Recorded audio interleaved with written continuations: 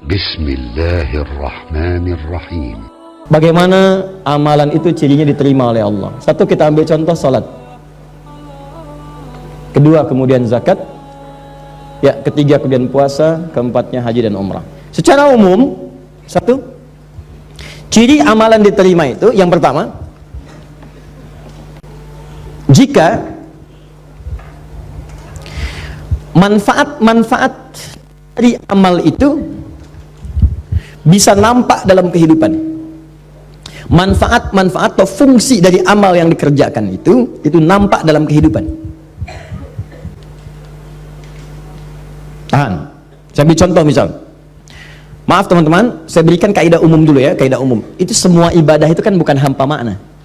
Semua ibadah itu punya fungsi, punya tujuan, punya manfaat. Ya, misal, salat itu telah kita uraikan di awal bahasan kita, punya 5 manfaat. Orang salat itu pasti mendapatkan 5 manfaat ini. Jadi kalau orang salat tidak mendapatkan 5 ini atau satu di antara 5, berarti salatnya ada yang tidak tepat. Minimal satu di antara 5 mesti dapat. Jadi kalau yang 5 ini apalagi berkumpul dalam diri kita, ini menunjukkan 100% salat kita diterima oleh Allah Subhanahu wa taala. Satu di antara 5, alhamdulillah, ada penerimaan dari Allah Subhanahu wa taala. Yang bahaya itu kalau satu pun dari 5 itu nggak ada yang dapat, maka ada yang salah dalam salatnya. Ini menandakan belum diterima salatnya oleh Allah Subhanahu wa taala. Nah, contoh yang pertama, misalnya Quran surah ke-29 ayat ke-45. Anda hafal salat, Anda hafal ayatnya insyaallah. Innas salata tanha 'anil fahsya. Sungguh salat yang benar itu, demikian cara menerjemahkannya. Sungguh salat yang benar itu saat ditunaikan, maka dampaknya akan mencegah pelakunya dari 2 sumber keburukan. Jadi sifat dan sikap buruk itu hanya 2 sumbernya. Kalau bukan fahsya itu mungkar. Fahsya itu keburukan yang datang lewat syahwat.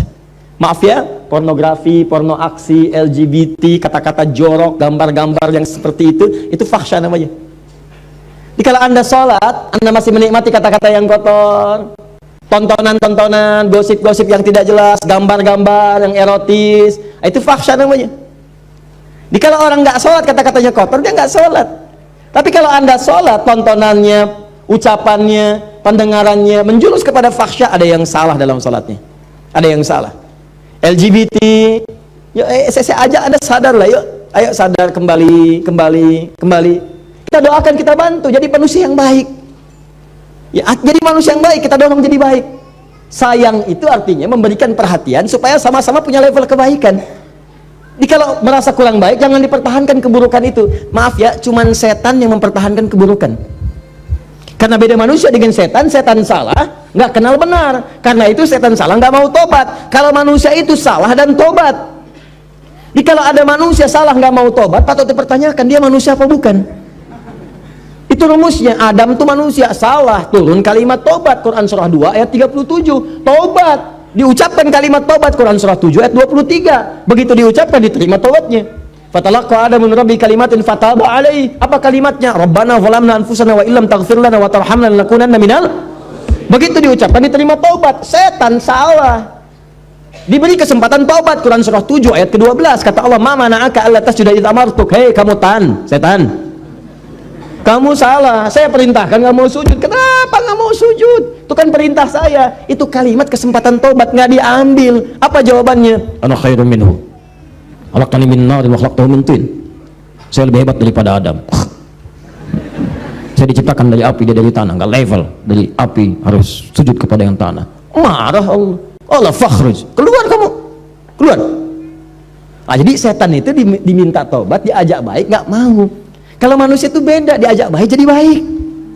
Ya, jadi kalau Anda misalnya mendapati keluarga, teman, kawan, kemudian dia salah, diajak untuk jadi baik, nggak mau, itu tandanya bukan. Tandanya dia sedang dipengaruhi oleh setan. Bukan tandanya dia setan. Ibu punya suami, diajak baik, papa jadi baik dong pak. Mama ini ngajarin papa, setan. Bukan. Ada pengaruh di situ. Jelas ya? Balik sini.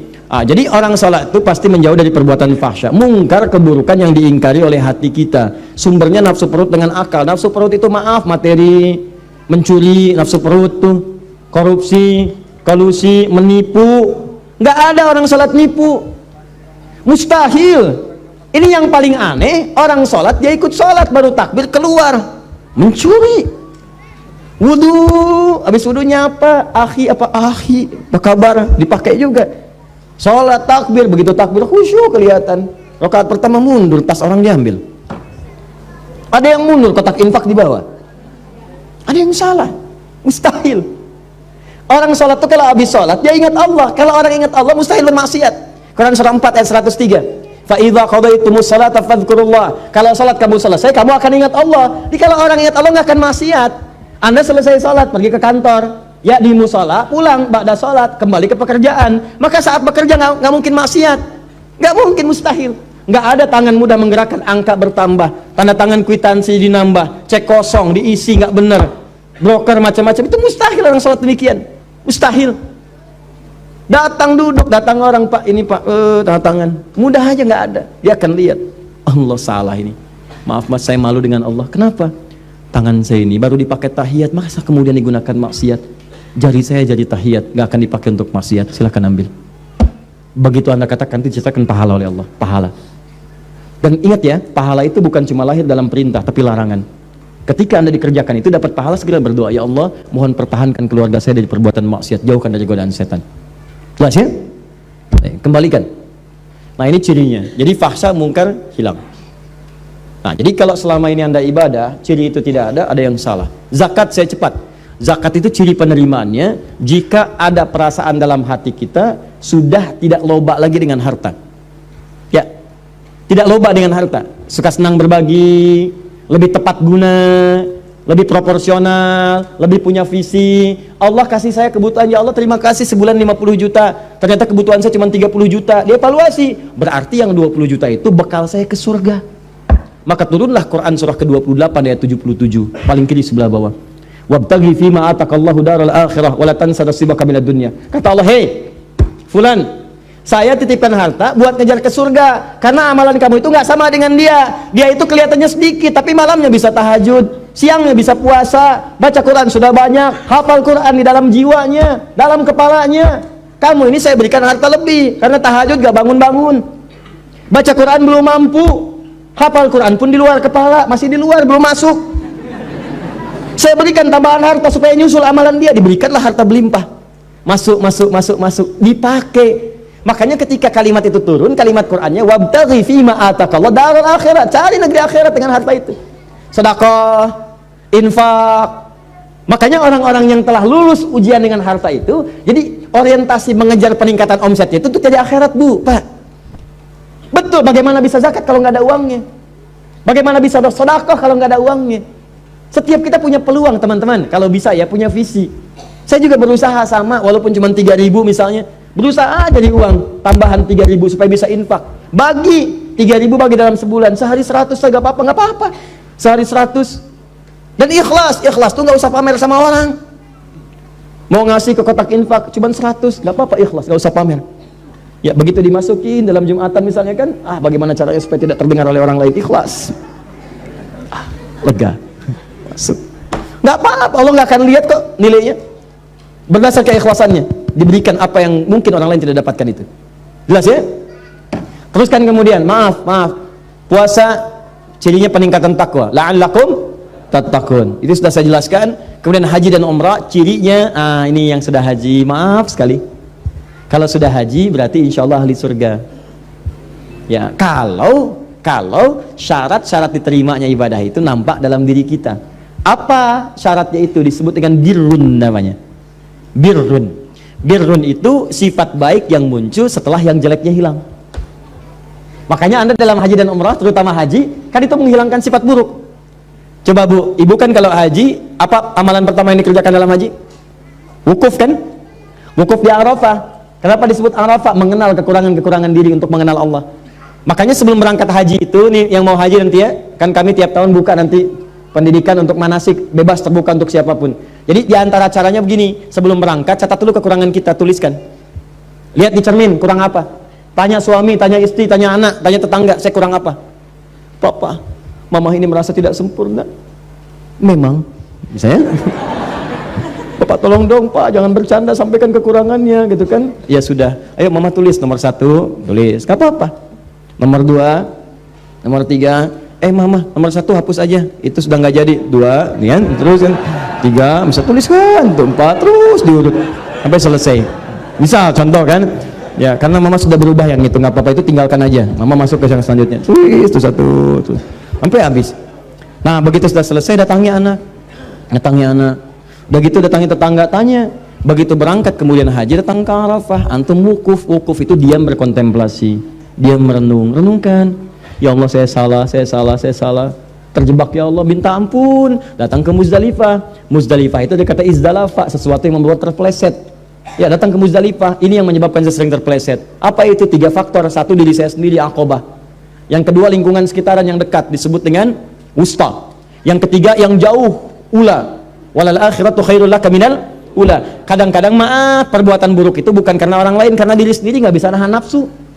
Teman lewat, nggak negor kita marah, bukan karena dia nggak negornya, karena Anda tidak bisa menahan amarah Anda. Kalau Anda bisa tahan, enak, husnudzon, oh mungkin dia sedang buru-buru, atau mungkin sedang sakit gigi. Ya, besok dia lewat, kita sapa, dia nggak nyapa, kita sapa. Jeng, apa kabar? Iya, maaf kemarin saya nggak nyapa, saya sedang buru-buru, aduh mohon maaf ya. Nah nggak apa-apa, tapi saya takut nanti disebut nggak sopan. Nggak apa-apa, biasa aja. Aduh kau baik amat, si amat aja nggak baik gitu ya misalnya. Nah, jadi enak gitu, ada hubungan yang nyaman, jalan, lihat lagi ya. Ada faktornya itu dirinya bagus, cuma lingkaran sekitaran nggak bagus. Bapak bagus, istri kurang pengertian, repot. Papa kan bupati, Pak. Membayangkan, kebayang enggak? Enggak mah. Coba lihat, tuh camat aja Pak Si Hasan, mobilnya udah Alphard. Masa papa yang bupati masih Innova? Terus keluar kalimat itu, tiap hari itu keluar. Apalagi yang istri camat tadi sering posting di Alphard, gitu kan. Keluar, besok ya sudah terpaksa beli lagi gitu kan Alphard dengan merek yang baru. Keluar, pekan depannya KPK datang.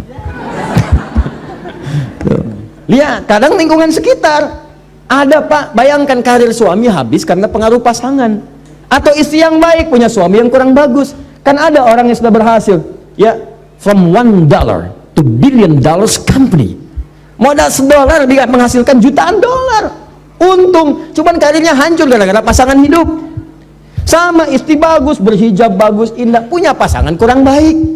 Mama, papa ada family gathering, nanti kita akan bersama mereka. Tolong mama copot dulu ya jilbabnya, nggak ada yang berjilbab mah nggak enak sama yang lain. Tuh apa? Katakan dengan yang lembut, Pak, pekerjaan itu sudah diatur, ajal kita juga kurang jelas, Pak, mungkin di pertengahan kita wafat. Ini kerudung sudah dipakai 30 tahun, amanat mama almarhumah. Aku takut kalau ini dilepas kemudian wafat, bagaimana pertanggungjawabannya? Gak apa-apa, lebih baik kita kehilangan pekerjaan daripada kehilangan surga dan berpisah di akhirat nanti. Wah, catat. Itu indah. Daripada lu apa-apa marah. Apa? Marah. Jelas ya? Atau ulah, maaf, istri baik, suami baik, diri baik, cuman orang-orang jauh yang baru dikenal memberikan pengaruh yang tidak baik. Pindah tugas. Begitu pindah tugas ketemu orang-orang gak baik, baru datang sudah dibawa ke arah pencolongan, pencurian, pemalingan dan sebagainya. Itu yang membuat tidak baik. Nyampe ke sana lempar, begitu nyampe Aqabah, bismillahirrahmanirrahim, lontar. Wusta, lontar. Ula, lontar. Begitu dilontar hilang. Pulang ke tanah air jadi baik. Ya, mabrur, baik. Yang merubah yang jelek disebut dengan birun, jeleknya hilang, baiknya muncul. Maaf, marah hilang, sabar muncul. Sombong hilang, tawadhu muncul. Muncul yang baik, hilang yang jeleknya, birun. Melekat dalam diri. Kalau melekat pada diri seseorang disebut mabrur namanya. Mabrur. Maka muncul istilah haji mabrur. Haji mabrur itu bukan haji yang diterima, tapi haji yang bisa merubah perilaku orang itu dari buruk menjadi baik. Makanya orang Arab menyebut haji sifatnya dari kalimat Nabi haji mabrur. Lekatkan mabrurnya, maksudnya begini, Pak Haji, bukan gelar, karena tidak ada ibadah yang melahirkan gelar. Apa ada kemudian Bapak Hasan sholat, kemudian misalnya infak, misalnya haji, lalu dapat gelar SHI, sholat, haji, infak, kan nggak ada. Saya belum pernah dengar ada orang sholat sebelum Bapak sholat, Ustadz sholat, ada hidayat, nggak ada. Silakan cek, nggak ada, biasa saja. Haji pun bukan gelar, haji itu pengingat dari kalimat hajjul mabrur laisa lahul jazaa illal jannah. Haji yang bisa merubah seseorang jadi baik, nggak ada pahala padanya kecuali surga. Maka ketika dia selesai haji, orang Arab mengatakan pada orang yang kadang-kadang kurang komitmen, baru datang ke imigrasi sudah marah-marah, mana koper saya nih, gue dasar Arab, dasar ontak, dasar begini, keluar kalimat yang gak bagus. Kata orang Arab, iya kata orang Arab, Pak Haji, maksudnya Bapak sudah haji. Jangan keluar lagi kalimat itu, jangan gadaikan surga dengan maksiat yang kemudian tidak seharusnya muncul. Jadi kalau dipanggil Pak Haji, jangan bangga dulu. Saya tuh kalau dipanggil tuh takut saya. Ustadz, Haji, Adi, astagfirullah. Haji saya diterima nggak ya Allah? Diterima nggak? Ini kadang-kadang bangga. Nama Doni, habis Haji, lewat. Pak Doni, lurus saja. Pak Haji Doni,